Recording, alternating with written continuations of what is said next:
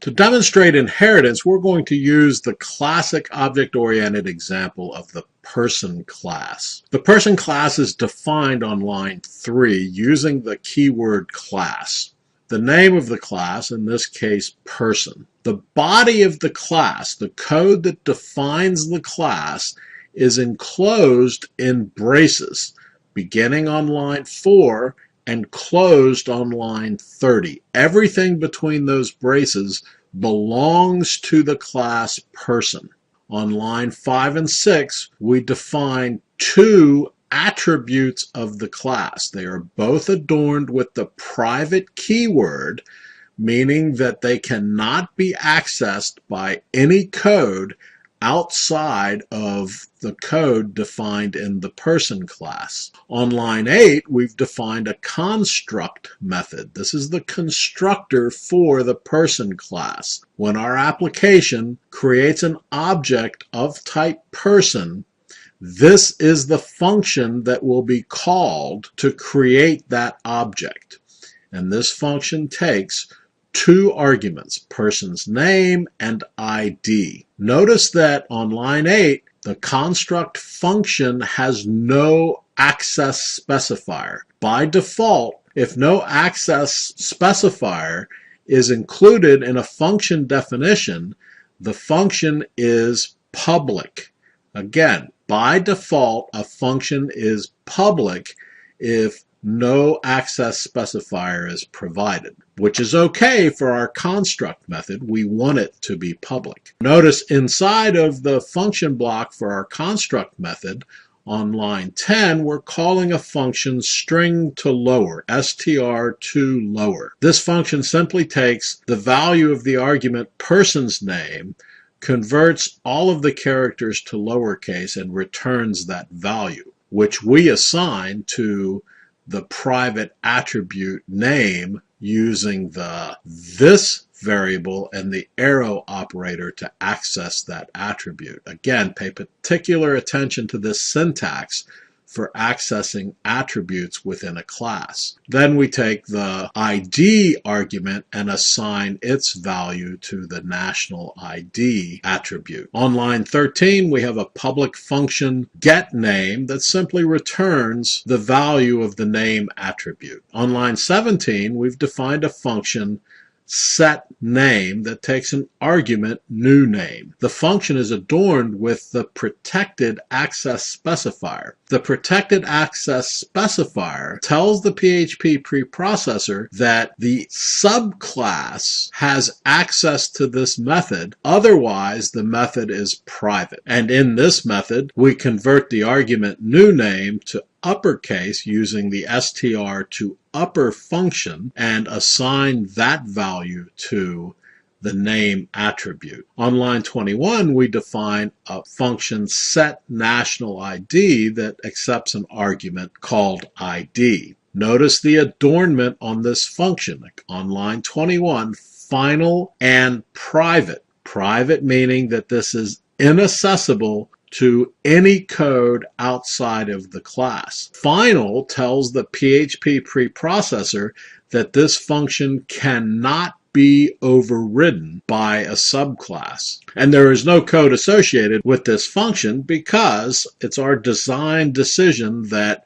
once the national ID is set, when a person object is created, it should not be allowed to be changed. On line 26, we have a public function that returns the value of national ID. GetNationalID simply returns the attribute value. Now, to make use of this person base class, we've created a class employee that will inherit from the person class. On line 32, class employee extends the person class. It's going to inherit all of the data, all of the functions of the person class, and those that are protected or public, it will have direct access to within the employee class. Anything that's marked private in the person class, the employee class will not be able to access those functions or attributes. The only way the code within employee can access the private attributes or functions of the person class is to call the functions that provide the interface to those private attributes.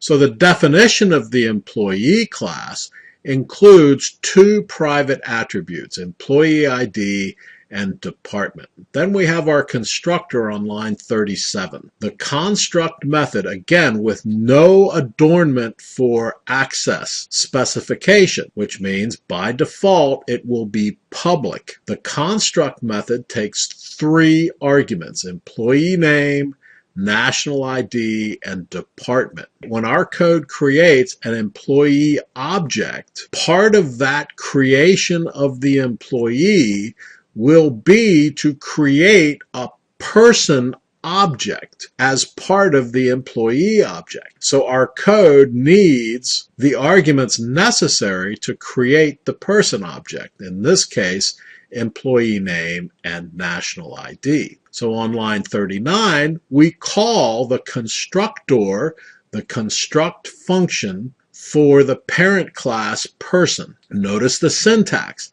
parent : and the name of the function. This tells the PHP preprocessor, go to my parent class and call this function. In this case, we're calling the construct function, and we're passing the arguments necessary to build a person object. On line 40, we assign the return value from a function call to generate employee ID, which is a function that belongs to the employee class, because we're calling it with the this variable and the arrow operator, and it returns a unique employee ID which we assign to our attribute employee ID. We take the department argument and assign it to the department attribute. On line 43, we've defined an accessor function, setName, a public access function,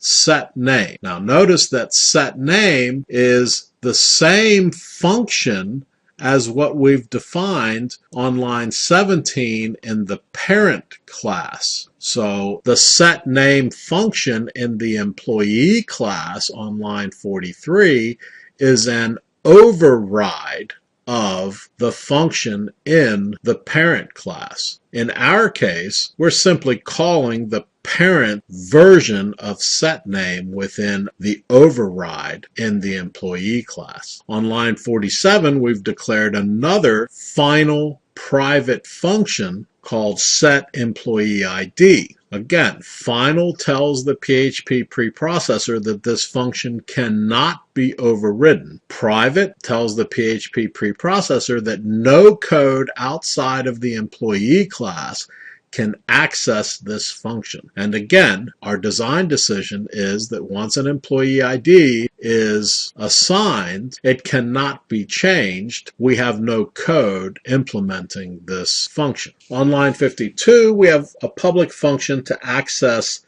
the attribute employee ID. On line 56, public function to access the department attribute. On line 60, another access function to the department attribute. And on line 64, we have a little helper function for our employee class. This function is final and private and generates an employee ID. Again, final telling the PHP preprocessor that this function cannot be overridden in a subclass. Private telling the PHP preprocessor that this function is only accessible from within this class. On line 66, we declare a variable as static. What this tells the PHP preprocessor is that there is but one IDGen variable for however many objects of type employee we create in our application. There will always ever only be one variable IDGen. It is shared among all of the objects of type employee. And then we increment that value and return it to the caller. To create objects of these types within our application, we use the new keyword. On line 9, I've included the file that defines the classes. Then on line 11, I create a person type object and pass it the values for the arguments that its constructor requires, a name and a national ID. The return from the construction of the person object, the handle to that person object, is stored in the MacReady variable. Then we do a var dump on that variable. Then we create on line 14 an employee object. Now, the employee object requires 3 arguments in its constructor, 2 of which are passed directly to the person class constructor, and the third is used to assign to the department attribute. So on line 14, we create a new employee with 3 arguments passed to the employee constructor. The employee constructor, in turn, passes 2 arguments to the person constructor and then assigns the value for the department, which is the 3rd argument,